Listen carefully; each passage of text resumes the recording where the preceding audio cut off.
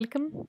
In this lecture, let's start with the recurrent sore throat. So, if sore throat is occurring time and again, recurrent sore throat, in this we have to see that there may be some surrounding structures which are involved. For example, paranasal sinuses and ears should be examined for infection. A detailed history and examination is to be done. You have to rule out conditions like if there is a smoky or a dusty atmosphere, damp environment, and overcrowding. Okay, so damp environment and overcrowding predispose children to recurrent upper respiratory tract infection also. So the environment, the conditions, the smoke or dust in the atmosphere, they should be avoided as much as possible. Then every episode of bacterial pharyngitis should be treated with adequate doses of antibiotics for at least 10 days. Again, 10 days here. The figure of 10 is important. Sometimes if compliance is poor, just give a single IM benzathine penicillin dose. If patients have beta lactamase producing bacteria, then you should go for coamoxiclav. And for the carrier state, the best antibiotic is clindamycin. Okay. So for the carrier state, the best antibiotic is clindamycin. In case of penicillin resistant bacteria, beta lactamase producing bacteria, amoxiclav we were using. Whereas in other cases, we have to give a 10-day treatment with antibiotics that we already discussed. For example, penicillin V or erythromycin for 10 days. Now, in patients with recurrent streptococcal sore throat, penicillin prophylaxis for 3 to 6 months is recommended. A prophylaxis for 3 to 6 months is recommended in recurrent conditions. Then you can ask for surgical options such as tonsillectomy. It does not prevent the recurrence of streptococcal infection, but if there are multiple episodes of tonsillitis, or if there is a tonsillar or peritonsillar abscess, then it can help us. Okay, so the indications are if it is recurrent, like more than 5 6 episodes in a year, or if it is causing peritonsillar abscess formation. In these conditions, tonsillectomy may be done. It is also important in case of diphtheria carriers. Okay, then retention cyst in tonsils, or if the tonsils are a focus of infection for suppurative otitis media. So these are certain conditions which are not mentioned in the ninth edition. Okay, so we need to remember diphtheria carriers, retention cyst, and suppurative otitis media. But there is no indication after rheumatic fever or glomerulonephritis. So the additions you need to remember. Okay.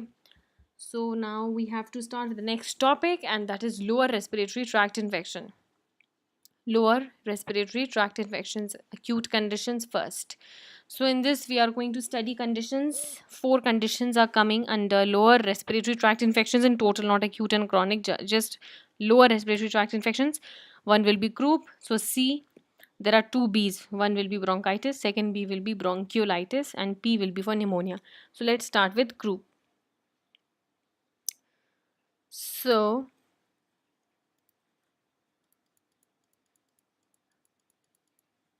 okay. So what is the meaning of croup? A peculiar brassy cough plus minus inspiratory stridor. Okay, so it is a term given to all the conditions which have a peculiar brassy cough plus minus inspiratory stridor. Now other features are, because there is a brassy cough, dry brassy cough, so associate features are like hoarseness and respiratory distress. Under croup there are various conditions or various syndromes, such as 4 of them. One is acute epiglottitis, number 2 laryngitis, third is LTB, that is laryngotracheobronchitis, and fourth is spasmodic laryngitis, spasmodic laryngitis. So first let's cover epiglottitis. So epiglottitis, so it is a condition, means a broad term is supraglottitis, in which epiglottitis and inflammatory edema of the hypopharynx is these are the 2 conditions. Now the causative agent is Haemophilus influenza type B. Haemophilus influenza type B. The illness starts as a minor upper respiratory tract infection, because ultimately we are studying croup and that is a type of LRTI. But it starts as an upper respiratory tract infection and gradually progresses. Not gradually progresses means onset is gradual. First it will be a minor illness, and then it will manifest in more severe form, but progression is rapid within a few hours. The child has high fever and difficulty in swallowing, dysphagia. Okay, so obviously there is epiglottitis infection is there, so fever will be there, and there will also be other symptoms associated, for example difficulty in swallowing, and the child will not able to speak, will not able to phonate. And now there is a typical tripod position which is taken up by the child, where he sits up leaning forward, neck is extended, saliva dripping from the chin. Accessory muscles of respiration are usually active. And another finding is also suprasternal and subcostal retractions. When the child becomes fatigued, usually stridor diminishes. In this, the indications means the investigation or the indication to do direct laryngoscopy, you have to do it very cautiously, because there can be a sudden reflex spasm of the larynx. In that case, whenever you have to do direct laryngoscopy, the equipment for respiratory resuscitation must be ready with us. What will you see on a DL? You will see angry, red, and swollen epiglottis. Okay, so that was about epiglottitis. So let's quickly see if there is extra anything in this older 8th edition. So yeah, the breathing becomes noisy, but it's generally softer. Yeah, so this is the breathing is softer as compared to the next condition that we are coming, that is LTB. So in epiglottitis, the respiratory sounds, they are softer. Okay. Yeah, we discussed all this, right? Accessory muscles, retractions, fatigue, so stridor diminishes, direct laryngoscopy, all this we did. Yes. And apart from that, sometimes, yeah, an urgent x-ray may be done where we get the thumb sign. Okay. So yes, this is one additional point, urgent x-ray thumb sign. Okay. Now let's come to the other conditions, that is L, that is laryngitis, and LTB, that is laryngotracheobronchitis. In total, these conditions can be given a general term called infectious croup. Okay. Now let's first read the points that I have highlighted in my 9th edition, and then we'll quickly go through if there is anything missed which was a part of 8th one. So in this, you need to remember this is also caused by virus. Epiglottitis was caused by which virus? Haemophilus influenza B. 1 second, that's a bacteria. Sorry, that's a bacteria. So this is the main feature. Epiglottitis is bacterial. Okay, it's caused by Haemophilus influenza type B, whereas LTB, it is viral. And in viral, what are the viruses? The most common is parainfluenza type 1. Others are parainfluenza type 2 and 3, RSV, and influenza virus, adeno, and rhinovirus. Okay. The onset of illness is gradual. So here the onset is gradual. There we saw an epiglottitis. It was first a minor illness and then very rapidly progressed within a course of few hours. Here it is saying that the onset is gradual. You know, virus takes little more time in our body. So virus is there, the onset is gradual with cold for a few days. For a few days, the person will only have simple features of common cold.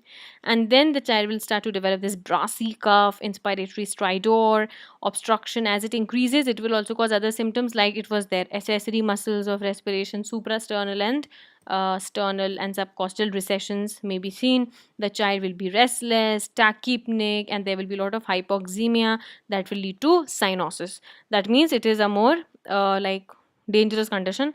And there in epiglottitis, the one point which was extra in 8th edition was that the respiratory sounds are softer, whereas in LTB the respiratory sounds, they will be more violent and louder, and the condition will develop slowly. The progression will be gradual, but it will be a more difficult condition to manage. The child may be so much like hypoxic that cyanosis may develop. So though this condition develops gradually, LTB develops gradually, it's usually more dangerous. The respiratory sounds heard are more violent and louder. Okay. Rest all features are same, like those retractions, accessory muscles, inspiratory stridor, other things are common, but all the features, they are more intense in case of LTB. Okay. Let's see if anything has been missed. So yes, we discussed this. Para-influenza type 1 most common. Other ones like 2, 3 influenza, all that. Yes. Sometimes obviously, yeah, bacterial superinfection. Onset, as we discussed, is gradual. And okay.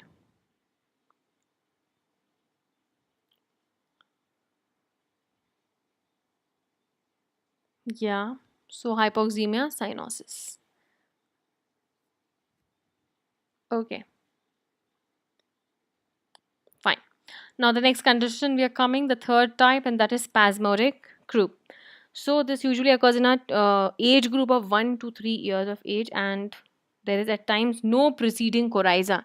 So there may be no preceding coryza. The child wakes up suddenly in the early hours of the morning with a brassy cough and noisy breathing. The symptoms improve within a few hours, but this condition is recurrent, means in the coming days it will recur again. And it's a simple benign condition, recovers completely, and what you can do is humidification of the room helps. Okay. Yeah, nothing extra is given. Okay. Now, if they ask you what are the differential diagnoses of croup, so first you have to differentiate amongst themselves, like epiglottitis from laryngotracheobronchitis and that from spasmodic croup. So these three main conditions should be differentiated amongst themselves. Then differentiated from diphtheric type of croup, and sometimes it is also should be differentiated from measles.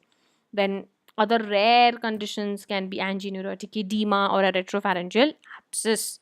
Okay. Now, what will be the management for all these croup syndromes? So, if it is epiglottitis, it is an urgent condition. The child should be hospitalized. Humidified oxygen has to be given first. So, first things first, you have to give humidified oxygen with a hood. Face masks must be avoided. Then watch for cyanosis, keep monitoring for any impending respiratory failure. Sedatives should be avoided. Okay. So oxygen, humidified oxygen with the help of a hood should be given, not mask, and keep monitoring for any impending respiratory failure. Just do a very cautious direct laryngoscopy. Unnecessary manipulation again should be avoided. For hydration, fluids can be given by IV route. Then, because it's caused by bacteria, Haemophilus influenza type B, third generation cephalosporins such as cefotaxime or ceftriaxone 100 mg per kg per day should be given. Certain conditions may need endotracheal intubation or tracheostomy if the condition is worsening. The next is LTB. It is assessed by the severity of illness. So let me see if a table is there with us. Yes. So we need to have a look at this table in order to assess the severity of LTB, laryngotracheobronchitis. Okay. So this condition, it can be mild, as you can see the condition LTB. This is acute laryngotracheobronchitis, mild, moderate and severe. Okay. So what are the headings under which we have to see? It is general appearance, stridor, respiratory distress, cyanosis, and then the oxygen saturation in the room air. Okay. So for the general appearance here, the child in the first condition is happy, normal feeding, like everything is fine. In the second condition, the child is irritable. And in the third condition, he is restless or agitated, and there may be an altered sensorium. Then the second point we have to look at is stridor. In case of stridor, there is no stridor at rest. No stridor at rest. Okay. Here and here the stridor is at rest and will worsen on agitation. Same. Then respiratory distress is the third point. Here there is no distress. Here there is tachypnea and chest retractions. Here there is marked tachypnea and chest retractions. Cyanosis obviously absent. In the third severe case may be present. Oxygen saturation in the room air more than 92%, more than 92%. In the last one it is less than 92%. So after you have done the severity grading for LTB, then you have to start the treatment. If it is a mild condition, then you can treat only the symptomatic treatment on an ambulatory basis. Encourage the child to take liquids orally. Okay. And whenever there is any worsening of symptoms, ask the parents to bring the child back to the hospital. If it is moderate, then you have to go for hospitalization and you have to go for this epinephrine. So nebulized epinephrine 1 is to 1000, not 10,000, 1 is to 1000 dilution, and the dose is 0.1 to 0.5 ml per kg. This will give an immediate relief of all the symptoms. And in a severe condition, you can go for steroids, that is a single dose of dexamethasone 0.3 to 0.6 mg per kg intramuscular. Apart from that, other agents, inhalation of budesonide 1 mg twice a day for 2 days is also good. That means urgent hospitalization, start with steroids, and you can also give nebulized epinephrine. Apart from that, inhalation of budesonide 1 mg twice a day for 2 days. Okay. So that was about croup and different types of croup syndromes and their management. Thanks a lot for watching. We're ending here.